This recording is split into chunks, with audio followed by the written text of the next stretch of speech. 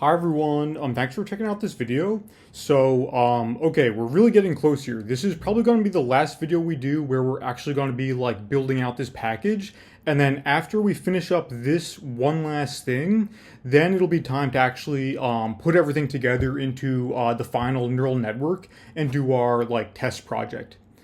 But yeah, so one more thing we have to wrap up. So for this video, we're going to be continuing with the same code from the last video. It's really the same the same operation we're working on, but I split it up into two videos just because I didn't want it to be like too long. But yeah, so we're still dealing with this softmax activation and cross-entropy loss function that we're doing. And remember, we combined these into the same function to make it a bit easier. Whoops, I'm just noticing a typo here actually. Sorry about that. But yeah, just to give credit again, I want to give credit to this guy Centdex and specifically his textbook, because everything I'm showing you guys in this video and the previous video it's all like a trick that I learned from this textbook. Basically, it's a way of making the gradient calculation and the math like easier on us by combining these two parts of the code into like one function, the softmax activation and cross entropy loss. So just to remind you guys, so this is all the code from before, so make sure you guys run that. And then in the last video, we did our little like example we were working on, and we're going to work some more on this video. And then we started putting what we had into this softmax cross-entropy function. But we left this part. So we said that for this function, unlike the other functions, for this one, we're actually going to calculate the gradient in the forward pass, as long as the user hasn't set this grad field to false. This is true by default. And if this is true, then we'll be calculating the gradient of the input A in the forward pass. And I might try to change that later. I'm not actually like that happy about this way of doing it at this point. So I might try to change that actually, but yeah, at least for now, that's how I'm doing it. Yeah, I'm not super happy with it because it's not consistent with the way I've done the other functions. But yeah, that's how I'm doing it for now. It just seemed easier for now. Okay, so let's get back to this example we were talking about. So in the example, we have this input tensor, which is a matrix with a batch of 2 samples and 3 input features per sample. So 2 rows and 3 columns. And then the first layer is a 4 neuron layer. So it takes 3 inputs from the 3 input features and does the calculation for 4 neurons. And we have our biases for the first layer too. And then we have our second layer, takes 4 inputs from the 4 previous layer neurons. And then this second layer has 5 neurons. And then we have our biases for the second layer here. And then we also use our ReLU function, so that this is what like the full pass through the first layer looks like. And then this is going through the second layer. And then this layer 2 out is what you sometimes hear called logits, spelled like this, like logits. This is the raw output of the neural network before it gets transformed into probabilities with this softmax activation. So yeah, this softmax activation takes this last layer of outputs and turns them into probabilities with this softmax activation function here. So after this, we have a matrix of probabilities with the same shape as this Y true matrix, which is the like the correct answer matrix basically. So this Y true tells us for each sample what was the correct class label. So in this simple example, there's like 5 classes, and we're trying to predict what class each sample was. And this is a one-hot encoding of like which class was the correct answer for that sample. So yeah, at this point we have our correct answer matrix and our probabilities matrix. And our probabilities matrix has the same shape as the Y true matrix, except all these are probabilities. So if the classifier is doing a good job, then we should have like pretty high probabilities where we see 1s for the right answer and pretty low ones where we see 0. But of course, that's something that happens after we do the training. So at this point, this is just a simple example where I've just randomized everything. So that won't actually be true for this simple example. This is like the random like first pass before we've done any actual training. And then this part here is how we actually do how we actually do like the loss calculation. So it's using this cross entropy loss, which looks confusing, but it's basically just taking like the log of each probability for each one of the correct answers, taking the log of all those, summing them up, and then taking the negative of that sum. So basically, the lower it is, meaning like the closer to 0 it is, the better our classifier is doing, and the higher it is, the worse our classifier is doing, which is what we mean by loss function. Basically, it's basically measuring how far off our classifier is from getting the right answers. Okay, so maybe I'll just run this just to print it out for an example. And at the end here, we get one number because this is the average.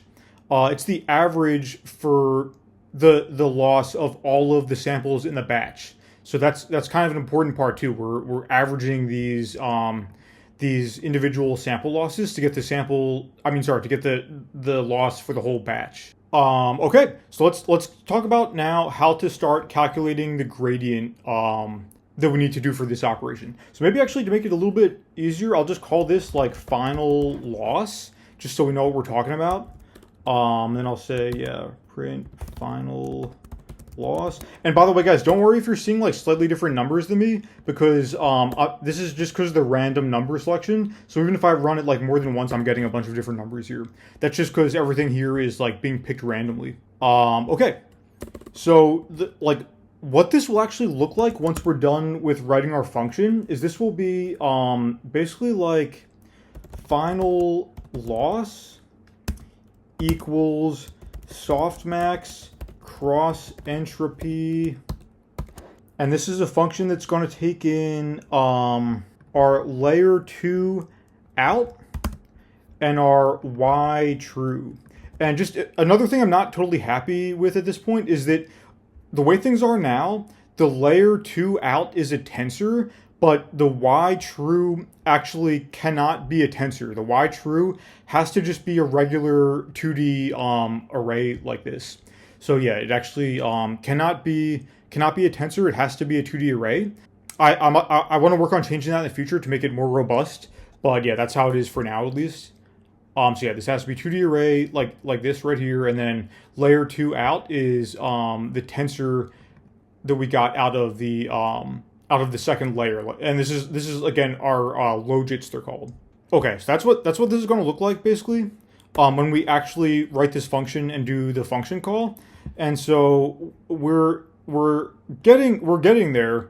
But the last thing we need to do to finally finish out this whole package that we're working on is to be able to calculate update the gradient of layer 2 out basically. So I'll just say like goal update layer 2 out dot grad. And so basically just this reminder of what we're talking about here. So we have our final loss, which is just a number, just like an actual number.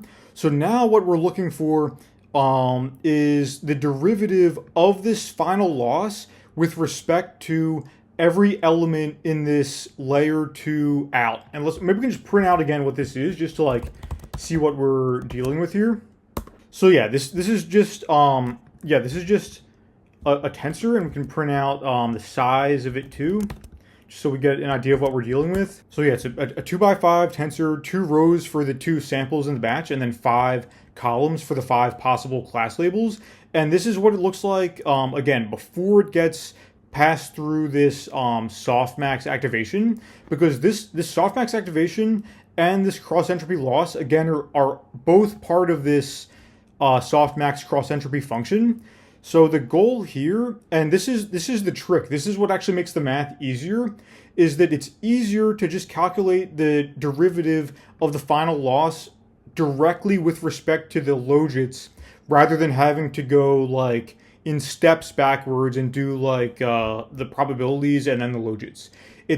it's just, the math is just easier to just calculate the derivative of the loss with respect to the logits rather than the probabilities, and then you have to do the probabilities back to the logits in like 2 steps. Okay, so that's the goal, and yeah, again, so what we're looking for, this layer 2 out.grad is going to tell us the derivative of the final loss with respect to every element in this layer 2 out tensor. So it'll tell us like what's the derivative of the final loss with respect to this number, for example. So if we move this number a little bit in one direction, what will happen to the loss? And it'll tell us that for all the numbers, and that'll allow us, especially when we do it like all the way back for like all the parameters in the model, that'll be what lets us do like the actual like tuning of these parameters. Although these technically aren't parameters, this is the model output still, but we need to first calculate the derivative of the loss with respect to these so that we can like chain rule back to the actual tunable parameters. So yeah, hopefully that makes sense to you guys. Yeah, just to repeat, like these are the logits. They're the raw model output before it gets turned into probabilities. And right now, last thing we need to do, we need to find a way to calculate the derivative of the loss, which is a single number with respect to every element in this tensor, basically. Okay, so let's get into it. So first, we just want to get a count of how many samples we have. So to do that, I'm going to say samples equals size probs 1. So this should just tell us how many samples we have. Should be 2. Yep, 2 samples. Okay. And then the next thing to do is so what y true looks like now is it's this like one hot encoding of like which column is the correct answer for the class label. But now we want to get these into indices actually. So we want to do a argmax. So we're going to say y true argmax equals argmax y true dims 2. And then we can print out what this gives us. And yes, that just tells us like, okay, it's a little bit confusing like notation here, but this is just telling us, okay, for the first row, the correct index is the second index, or the second class, whatever we want to call it. And for the second row, it's the fourth index. So yeah, first row, second index, second row, fourth index is the correct answer. And remember, these are just telling us the correct answers for each of the samples, which class was the correct class. Okay, so now, like just for now, we're going to say layer 2 out dot grad equals copy probs. So basically, this is for now. Before we make some adjustments, we're setting the gradient to be equal to the probabilities that we just got from our Softmax activation. And this is why I was saying it's easier to do the math when you combine them all into the same function.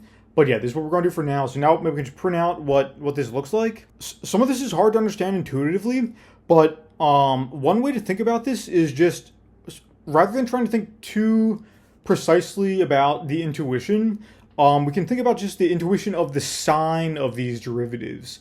So what does it mean if the derivative of the final loss with respect to this number is a positive number? Well, that means that if we increase this number, then the loss will go up. And what does it mean if the derivative of the loss with respect to this number is an even higher positive number?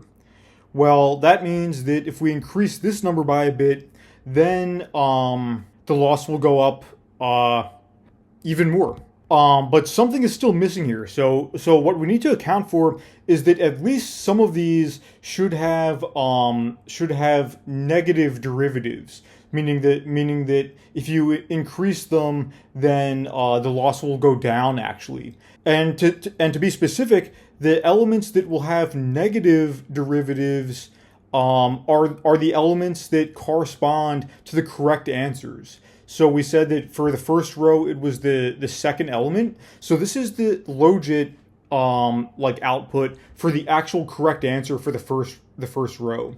And then for the second row, it was 1, 2, 3, the fourth class, the fourth element in that row. So these two here, the second element in the first row and the fourth element in the second row, these are the logits that correspond to the actual correct answers.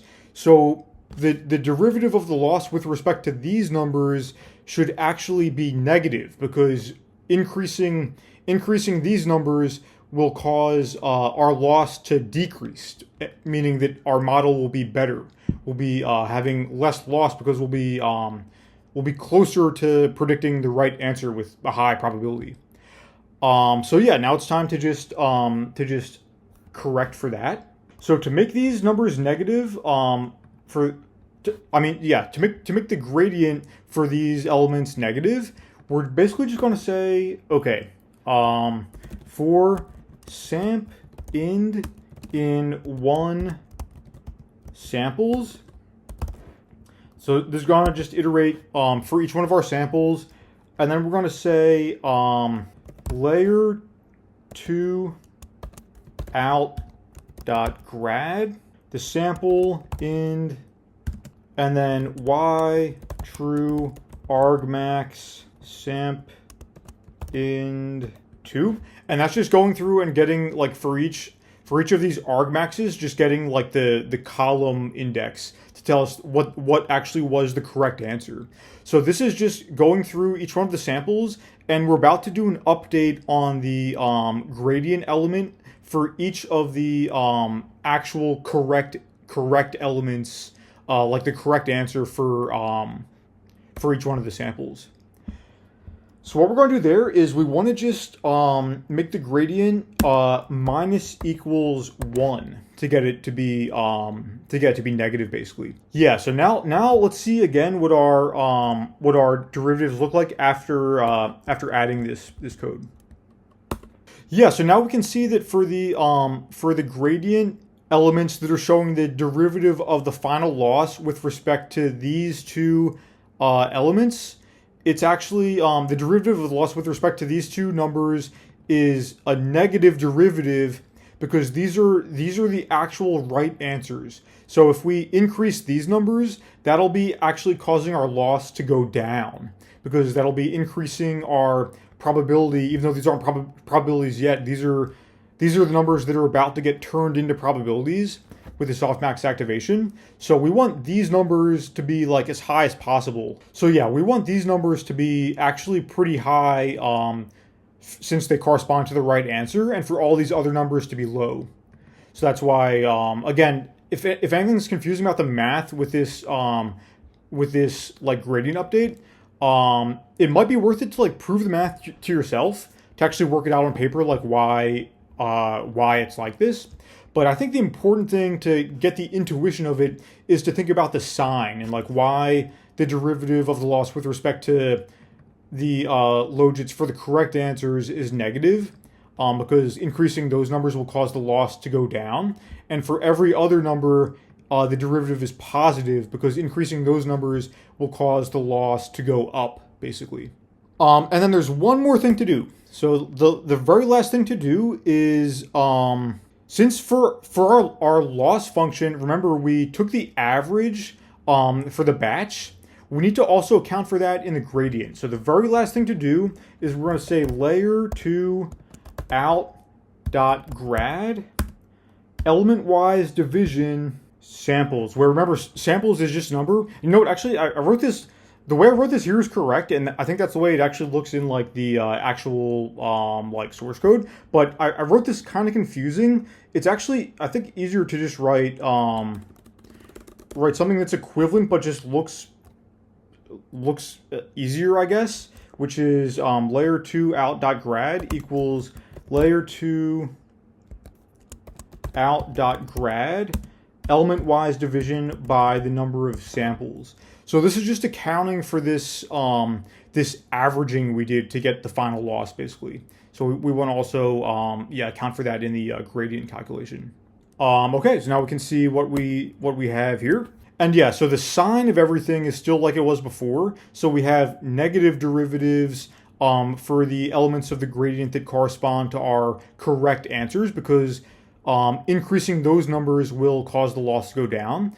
And then positive numbers everywhere else, because increasing these numbers will cause the loss to go up. Okay, so I think that's basically it. I think that basically covers everything.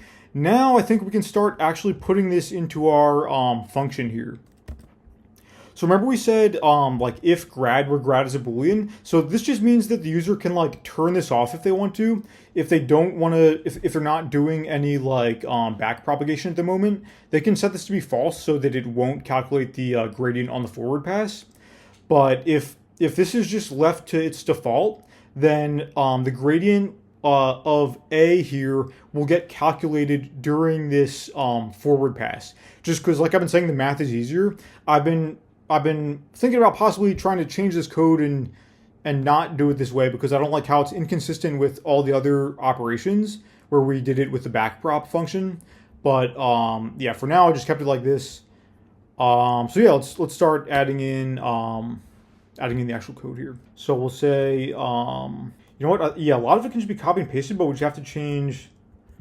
Some of the variable names. Yeah, so let's copy and paste in this. Props can stay the same. Y true. Oh yeah, so this should be A, because we're calling it A here for the input.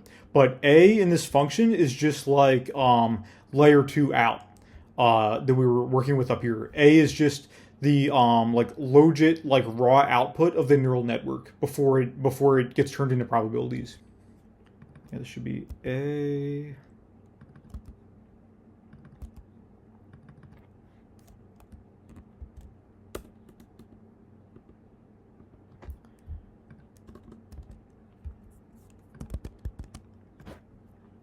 Okay, looks like we're about good. Yeah, one more thing to do. So, very last thing. This is going to be the last thing for this whole building of this package. Yeah, and then we're really going to be done. So, very, very last thing. We do need to have some kind of backprop function defined for this. Just so that basically we want to be able to call our full backward pass on our final loss and have it still work. So basically the idea here is when we're calling the backward function, we want to be able to say like, yeah, so we had our final loss here. At this point, once we calculate the final loss, the gradient of layer 2 out is already getting calculated when we call this function here, basically. So once we call this function on the forward pass, layer 2 out.grad is already getting calculated during this forward pass. But then just for convenience for the user, like that's all happening on the back end, invisible to the user. From the user standpoint, we want the user to be able to say, okay, backward final loss, and then have it chain rule everything back using our backward function here. So to get this to work, we still need to have some like backprop function that we can call on our final loss here, but we just want it to do nothing basically because that part of the backprop has already been done. So we want it to do nothing on the final loss, basically when it's called on that, and then just basically skip over that part and then go back and start like doing the backprop for everything else that came before layer 2 out here. So basically, and yeah, this is pretty simple, but this is the last line we're going to need here. Yeah, basically we're just going to have a backprop function that is literally empty. So basically just having this empty function here lets us call backprop on our final loss, which our final loss is going to be a tensor that was created from this softmax entropy operation. So yeah, this function here just lets us be able to call backprop on our final loss and then have it do nothing. But that way we can still run we can still run our full backward function that we have here and have it still work without getting an error, basically. Okay, so I'll show you guys what I mean here. We'll try out now this this like simple example we've been doing. I'm going to show it to you guys again, but this time now we have rather than having to do everything like by hand, I'm now gonna, yeah, you know what? I'll make a new like cell for this stuff. I'm just gonna grab this part of it here. Just gonna grab this part here. So again, this is getting us to our raw logit output of the second layer, and then we're gonna use this function here to get the final loss. So yeah, this will be a test of our forward pass. So yeah, let's test out here.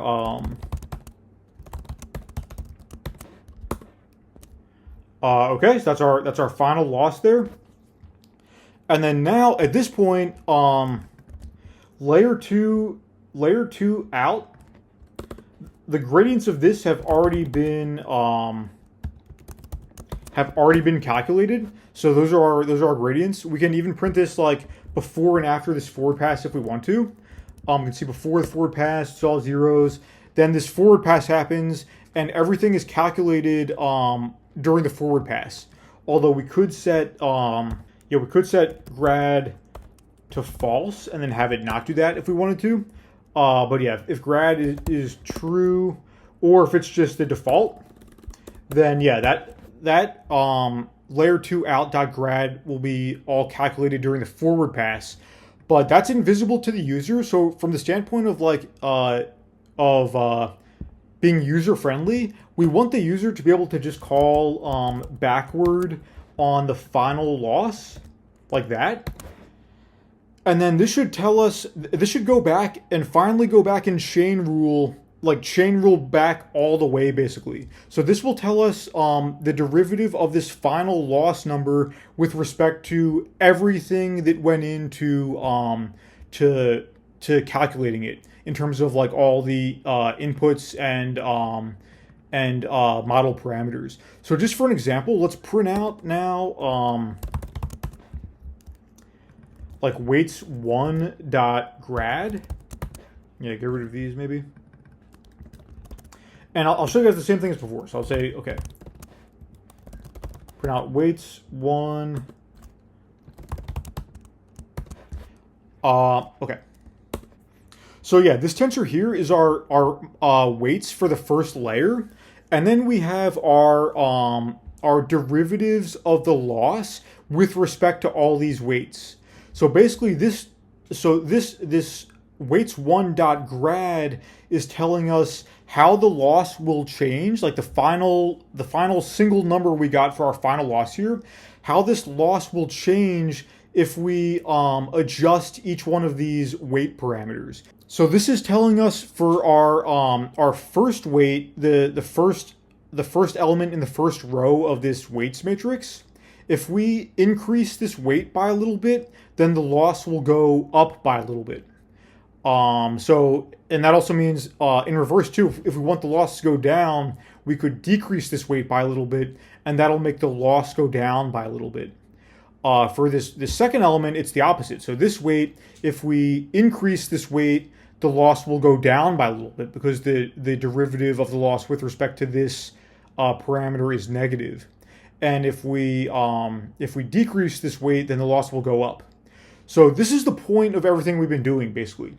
This is telling us how we should tune these parameters to get the loss to go down, basically. This is the point of the gradients, basically, is that now that we have all of this code, we can now do these calculations where we do a forward pass of a neural network and we have all these parameters and we calculate a final loss function to tell us how good of a job our classifier is doing. And then we can do the backward pass to calculate the derivative of that final loss with respect to all of the parameters.